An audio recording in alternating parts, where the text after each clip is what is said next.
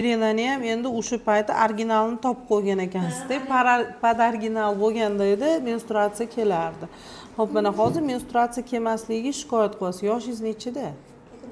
27da. Siz o'sha Mirenaga показания bo'lishi uchun sizdan qon ketgan holatlari, endometrioz holatlari bo'lmagan.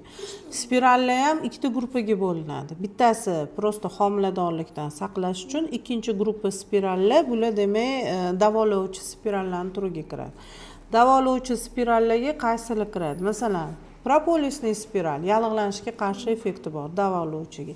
Mirena spiral, mana bular gormonalniy spiral bo'lgani uchun davolovchi spiral yoki hozir mana eng nima moda bo'ldi, unaqa implant.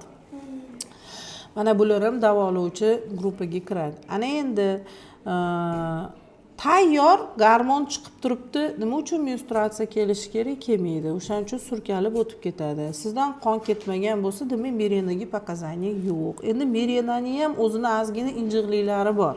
O'sha davolash bilan birga qonni quyuqlashtirib qo'yishi mumkin. Jigarda muammolar bo'lsa, unga minusga ishlab beradi.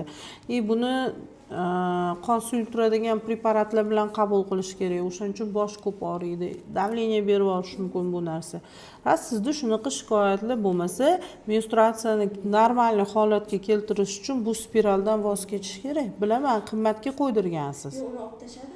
Oldi. Xo'p, baribir yo'q menstruatsiya. Mana bu qizim qandaydir ko'rvrachlar aytdi, bunda bo'lmas deb, simasini qon keldi, lecheniya otganda bo'lib qoldi.